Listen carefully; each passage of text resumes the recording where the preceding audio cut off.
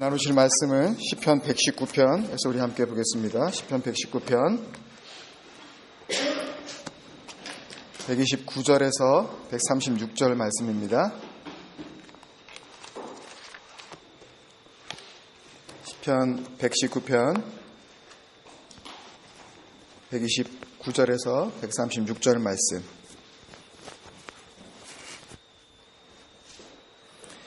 같이 찾으셔서 한 목소리로 우리 읽겠습니다. 같이 읽습니다. 시작. 주의 증거들은 놀라움으로 내 영혼이 이를 지키나이다. 주의 말씀을 열면 빛이 비추어 우둔한 사람들을 깨닫게 하나이다. 내가 주의 계명들을 사모함으로 내가 입을 열고 헐떡였나이다. 주의 이름을 사랑하는 자들에게 베푸시던 대로 내게 돌이키사 내게 은혜를 베푸소서. 나의 발걸음을 주의 말씀에 굳게 세우시고 어떤 죄악도 나를 주관하지 못하게 하소서. 사람의 박해에서 나를 구원하소서. 그리하시면 내가 주의 법도들을 지키리이다. 주의 얼굴을 주의 종에게 비추시고 주의 율례로 나를 가르치소서. 그들이 주의 법을 지키지 아니하므로 내 눈물이 시냇물같이 흐르나이다. 아멘. 같이 우리 인사 나누실까요? 주님의 이름으로 사랑합니다. 주의 이름으로 사랑합니다. 네, 반갑습니다.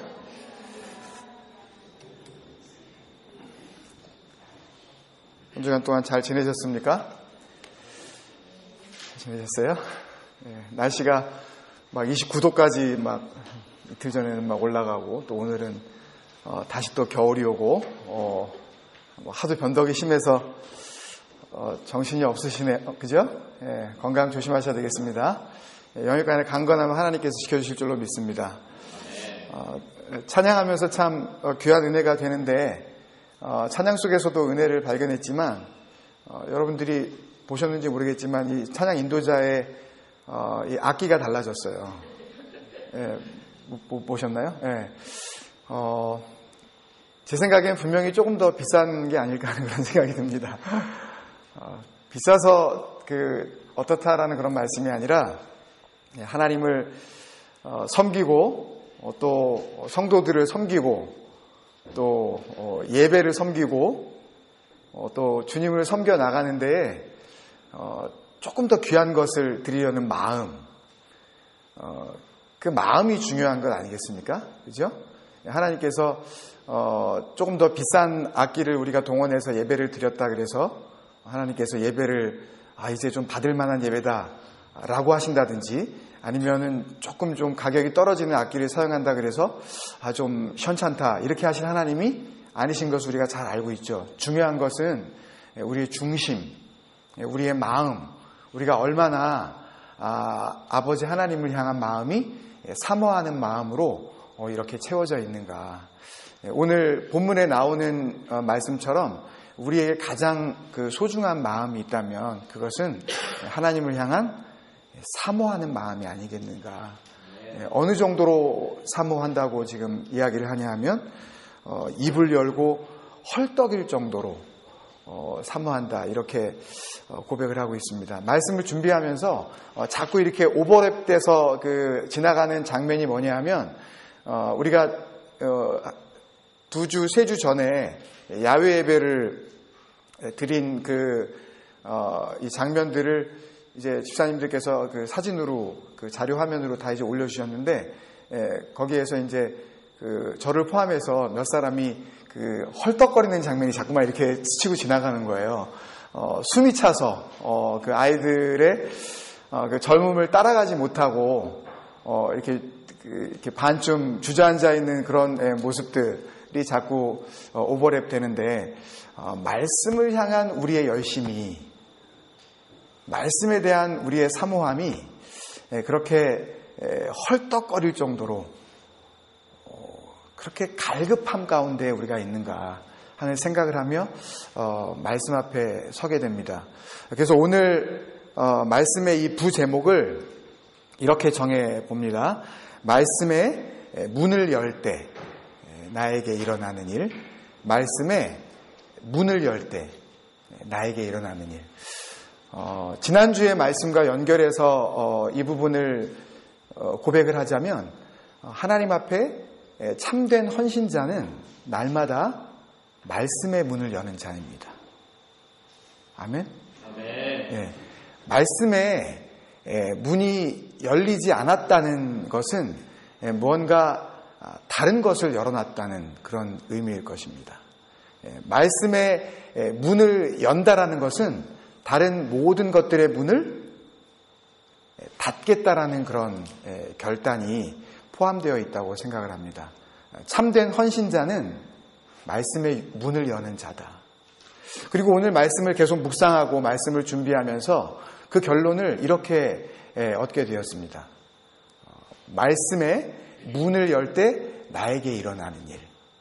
어떤 일이 일어나냐 하면 내 마음이 주님의 마음이 됩니다. 마지막 오늘 136절 말씀을 보니까 그들이 주의 법을 지키지 아니하므로 내 눈물이 시냇물같이 흐르나이다. 여러분, 이게 말이 됩니까? 일단은 과장이라는 것은 우리가 알아요. 그죠? 눈물이 시냇물처럼 흐른다는 것은 일단 좀 지나친 표현인 것은 우리가 금방 느낄 수가 있습니다. 그럼에도 불구하고 기록되어진 말씀으로서 우리에게 주시는 의미는 눈물이 시냇물처럼 흐를 수가 있다라는 것입니다.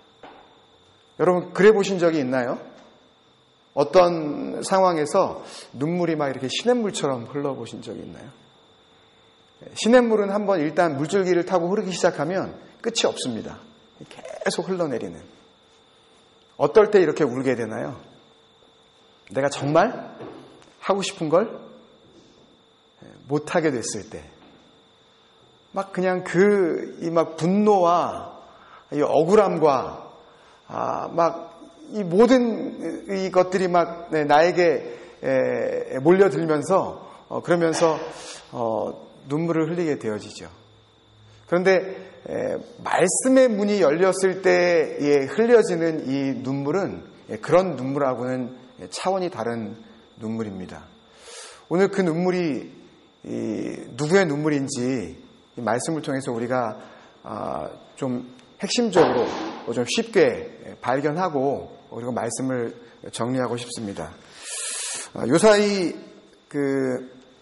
한국을 위시해서 전 세계에 아주 엄청난 이 인기를 끌고 있는 한 가지 이 바람이 있습니다. 이게 말춤 바람이라고 너도나도 우리가 잘 알고 있는 바람인데 참 보수적이라고 하는 이 호주에서도 깜짝 놀라는 것이 텔레비전을 이렇게 보다가 갑자기 한국말이 나와요. 그죠? 저도 며칠 전에 깜짝 놀랐습니다. 이렇게 텔레비전에서 갑자기 오빤 강남 스타일 하면서 이런 말이 한국말로 딱 나와서 처음에 들었을 때는 내가 잘못 들었나 이렇게 싶었어요. 그랬는데 정말 한국말 그대로 이렇게 막 나오지 않습니까? 온 세계가 열광을 하고 있습니다. 거의 여기에 마음을 뺏겼다고나 할까요? 그럴 정도로 완전히 여기에 몰입을 하고 있습니다. 이것을 보면서 한 가지 참 웃지 못할 이 사실은 어떻게 이 알지도 못하는 이 한국말로 된 이 노래가 전 세계 사람들에게 이렇게 호응을 얻고 있을까라는 생각을 하면서 한편으로는 그렇다면 결국 의미와는 상관없이 그 노래가 주는 의미는 그들에게는 아무 상관이 없는 것입니다. 그 말을 알아듣던 알아듣지 못하던 그저 내 마음에 그냥 흥겹고 나를 그냥 즐겁게 하는 것 그 자체만으로 나는 됐다라는 거죠. 그리고 사람들이 너도 나도 보기 시작을 하자 주변에 있는 사람들도 그게 뭔데 하면서 같이 거기에 휩쓸리게 된 춤바람. 이것이 바로 전 세계를 강타하고 있는 말춤바람이 아닌가라는 생각을 하게 됩니다. 사람들은 정말 붙잡아야 할 것을 붙잡지 못할 때 진정한 의미를 발견하지 못하고 엉뚱한 것을 붙잡게 됩니다. 전 세계가 300 밀리언 모든 그 3억 명이 넘는 사람들이 이 싸이의 유튜브를 봤다고 그러죠. 어마어마한 숫자 아닙니까? 뭐 본 사람이 또 볼 수도 있겠지만 한국말을 알아듣지도 못하는 사람들이 이 노래를 보고 또 듣고 한다는 것은 참 놀랄만한 일입니다. 여기에 덧붙여서 우리나라 이 애국심이 발동하게 되어지면 싸이의 이 모든 행적들에 대해서 우리가 뭐라고 평가를 하냐 하면 국위선양이다 라고 이렇게 이야기를 합니다. 그럴 수 있겠습니다.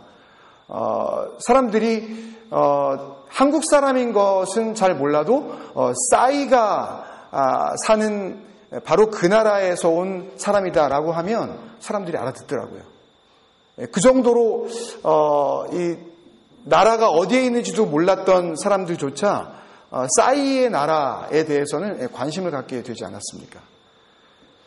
엉뚱한 것에 관심을 갖는 것, 이것이 참 어리석어 보이십니까, 여러분? 말도 안 된다 이렇게 생각이 되십니까? 그렇다면 이런 것은 어떨까요? 어젠가 그젠가 이제 마지막으로 우리나라 그 야구 좋아하시는 분들이 많은데 프로야구가 끝났습니다.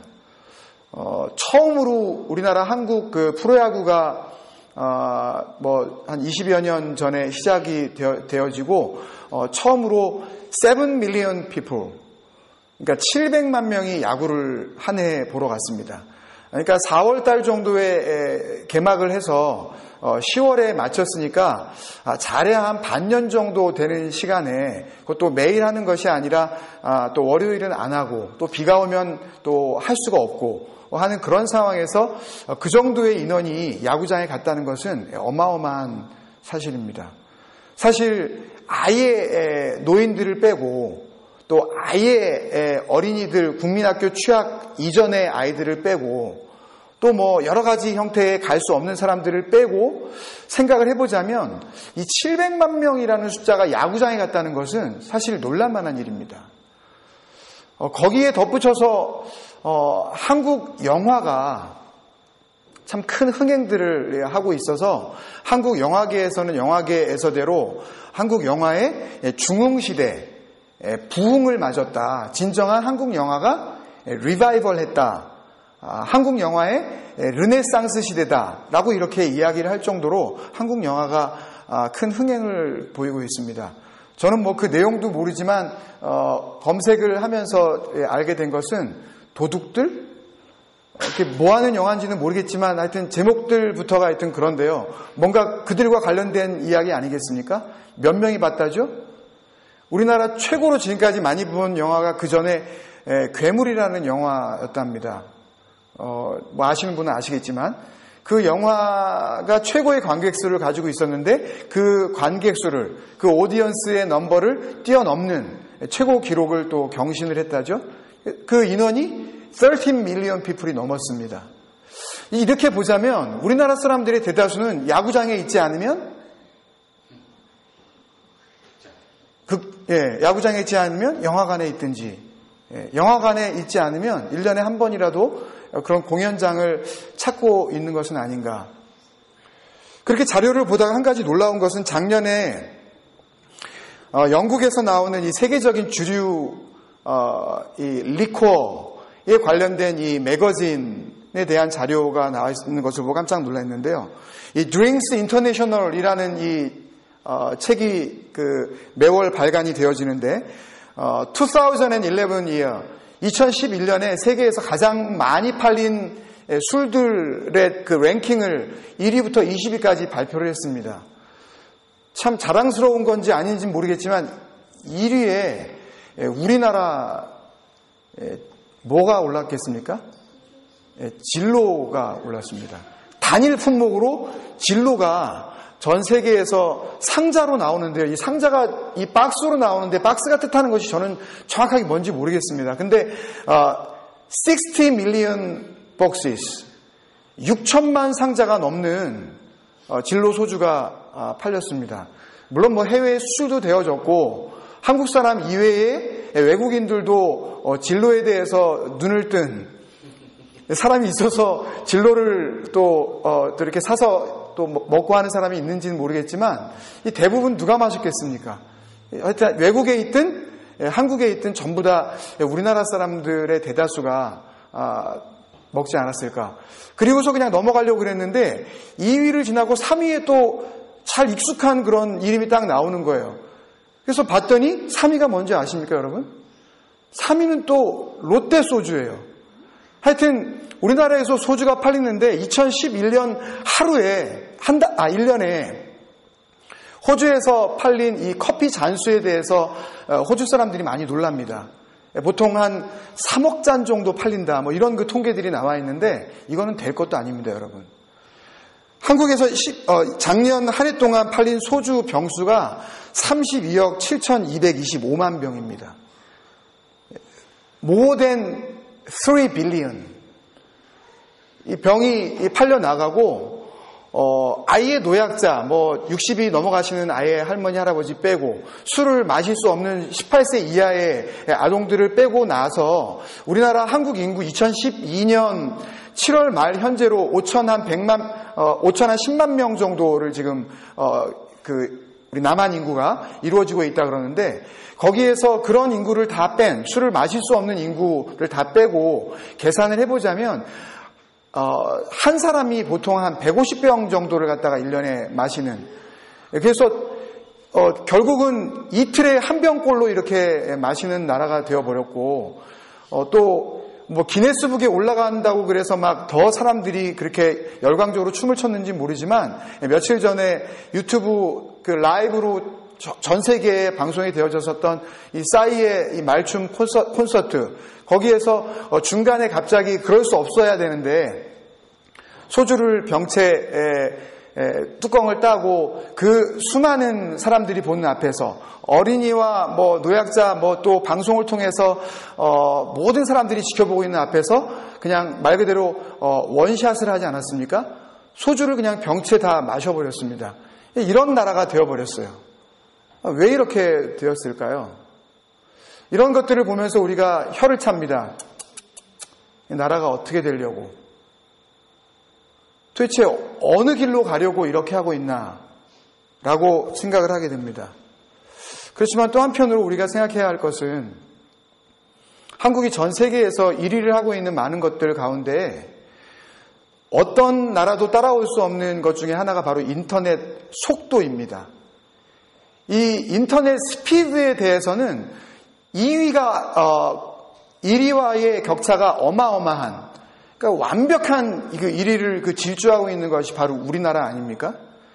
그런데 참 좋게 사용하면 얼마든지 아름답게 선용할 수 있는 이 인터넷이 잘못 사용되어지기 시작하자 그것을 통해서 수많은 나쁜 문화들이 무차별적으로 장벽을 허물고 아예 어린아이들부터 또 몰랐었던 그런 소외된 지역까지 그런 많은 세상의 문화들이 그렇게 공격적으로 침범하고 있는 것 아닙니까? 그것에 대해서 우리는 속수무책으로 그냥 당하고만 있는 그런 시대에 살고 있습니다. 모든 사람들이 진정으로 붙잡아야 할 것이 무엇인지 내 생명을 귀하게 여기고 나의 존재감을 확인할 수 있는 그 가치를 발견하기 이전에 재미, 흥분, 그냥 내가 하고 싶은 대로 놔두게 하는 그런 모든 삶 가운데에 시간들을 허비하고 있는 것이 아닌가. 그렇게 하루하루 시간이 지나서 청년들은 성년이 되고 또 어른들은 노년이 되고 노년에 있던 분들은 죽음을 맞이하게 됩니다. 그 마지막의 결국이 어떤 마지막을 보게 되어질지 이런 세상의 흐름들을 바라보면서 우리 스스로가 눈을 떠야 하는 시기가 아닌가라는 생각을 하게 되어집니다. 특별히 오늘 말씀을 통해서 우리에게 주시는 그 은혜, 이것을 우리가 다시 한번 생각을 해보면 가장 중요한 것은 말씀을 온전하게 열지 않았기 때문에 이루어지는 모든 일들을 우리가 한번 생각해 봐야 합니다. 다른 많은 말씀들을, 은혜를 우리가 이 안에서 발견할 수 있지만 그 가운데에 우리가 발견해야 할 것은 정말 하나님의 말씀이 얼마나 소중한지, 그 말씀의 가치를 분명하게 알아야 되는 그런 귀한 말씀이다라고 저는 생각을 합니다. 이 말씀을 우리가 들어가기 전에 말씀에서 우리가 주는 그 하나님의 그 중심 말씀은 한 가지로 딱 떨어지기 때문에 우리가 말씀으로서 정리를 하려고 하는데요. 특별히 이 말씀을 통해서 우리에게 주시는 그 하나님의 은혜를 생각하며 신명기의 말씀을 생각하게 됩니다. 신명기 6장 4절에서부터 9절 말씀을 한번 우리 같이 보겠습니다. 신명기 6장 4절에서부터 9절 말씀. 신명기는 우리가 잘 알다시피 하나님께서 모세를 통하여서 이스라엘 백성들을 이제 광야 40년의 삶을 마치게 하시고 그리고 그토록 기다렸었던 약속의 땅, 하나님께서 준비하신 바로 그 땅으로 들어가기 직전에 요단강 앞에서 모세가 이제 그 땅에 들어가서 살아야 할 이 광야 2세대, 그러니까 애굽으로부터 출발했었던 1세대들은 다 광야에서 하나님의 부르심을 받고 이제 차세대, 넥스트 제너레이션이 남아있는 상황에서 그들에게 이제 신신당부하는 그런 말씀입니다. 제가 한번 그 말씀 읽어보겠습니다. 신명기 6장 4절에서 9절 말씀. 이스라엘아 들으라. 우리 하나님 여호와는 오직 유일한 하나님 여호와이시니 너는 마음을 다하고 뜻을 다하고 힘을 다하여 내 하나님 여호와를 사랑하라.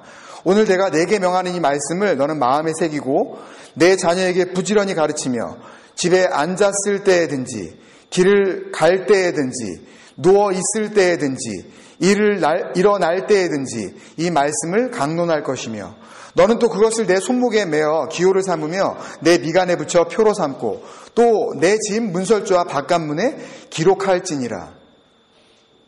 참 어떻게 보면 이 말씀을 하나님의 말씀이라고 생각하고 우리가 말씀을 읽으니까 이 말씀의 이 어미하심, 말씀의 이 무게를 우리가 느낄 수 있지만 만약에 이것이 하나님의 말씀이 아니라고 생각을 하고 누군가가 하나님의 말씀에 대해서 이런 조언을 하고 있다고 우리가 생각을 하고 읽으면 참 웃기기 짝이 없는 그런 말씀입니다.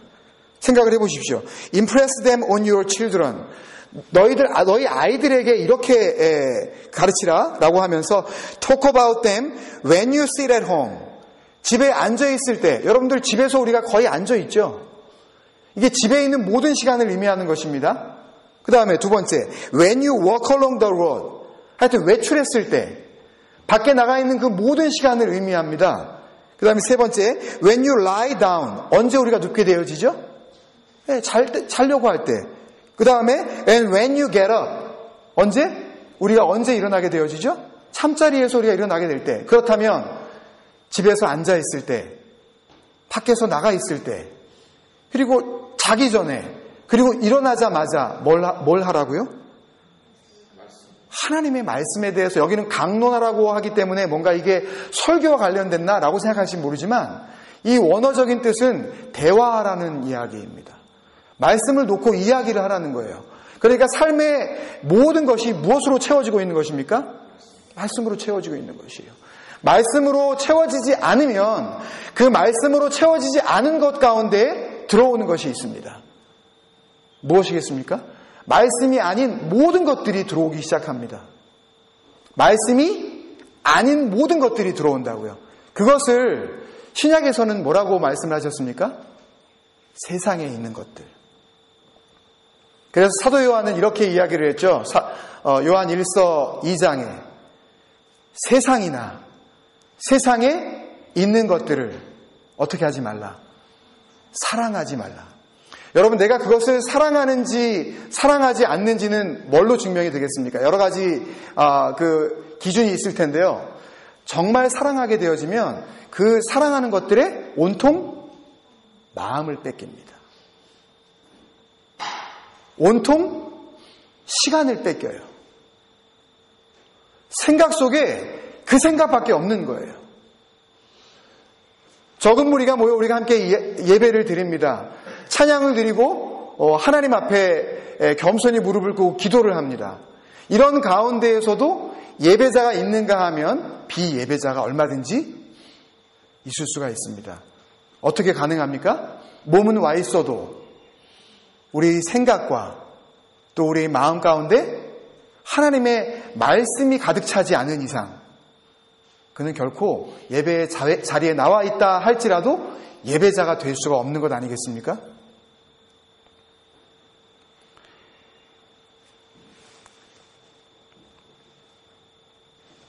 오늘 말씀 가운데 우리가 기억해야 할 것은 130절에 보면 주의 말씀을 열면 빛이 비추어 우둔한 사람들을 깨닫게 하신다라는 그런 말씀이 나옵니다. 이 말씀을 보면서 우리가 생각해야 할 것은 하나님의 말씀 앞에 그 빛이 비추고 말씀이 열려질 때에 거기에 영향을 받는 사람들은 결국은 우둔한 사람들이구나 라고 생각하실지 모르지만 이 우둔한 사람이라는 뜻은 그런 의미가 아닌 것입니다.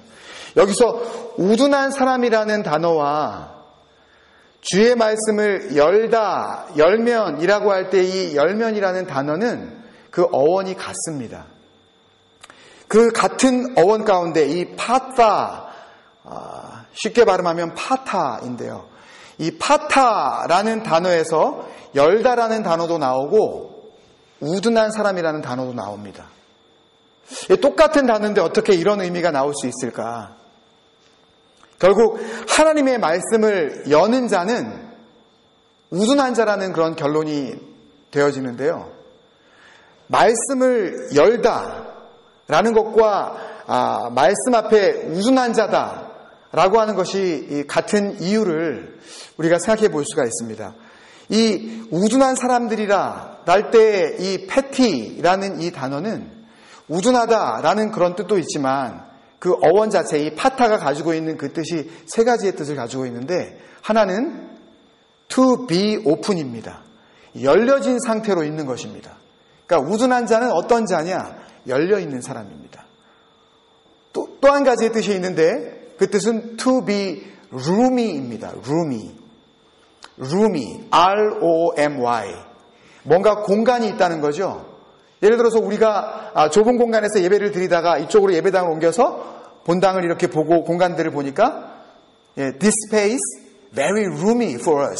굉장히 넉넉하다. 그러니까 비어있는 거죠. 충분히 더 많은 사람들이 들어올 수 있을 만큼 공간이 남아있는 거죠. 우둔한 사람들은 넉넉한 사람입니다. 무슨 넉넉함? 하나님의 말씀이 들어와서 자리 잡을 수 있을 만한 영적인 공간이 남아있는 그가 바로 우둔한 자입니다. 또 한 가지 뜻은 to be simple입니다. 단순한 거예요. 하나님의 말씀, 하나님의 그 기준, 그 하나님의 생각, 그 한 가지로만 단순하게 채워져 있는 사람. 그래서 그 마음이 둘로 나뉘어져 있지 않은 사람, 바로 그 사람이 누구라고요? 그 사람이 우둔한 사람이라고 이렇게 해석을 했습니다. 그래서 사실 정확하게 해석을 하자면 이 우둔한 사람이라는 해석은 정확한 해석은 아닌 것입니다. 하나님의 말씀을 열면 빛이 비추어 열려있는 자들에게 깨닫게 하시나이다. 주의 말씀을 열면 빛이 비추어 마음 가운데 넉넉함이 있는 자들에게 깨닫게 하시나이다. 한 가지 더 말씀을 드리면 주의 말씀을 열면 빛이 비추어 단순한 자에게 깨닫게 하시나이다. 오늘 말씀은 그 단순한 자가 어떻게 살아가는지 그 모습들을 보여주고 있는데요. 129절에 주의 증거들은 놀라움으로 내 영혼이 이를 지키나이다. 여러분, 하나님의 말씀을 향하여서 열려 있고 하나님의 말씀이 들어갈 만한 공간이 있고 하나님 말씀을 향하여서 단순한 자만이 말씀을 듣고 놀라게 됩니다. 여러분, 말씀을 들으면서 놀라보신 적이 있나요?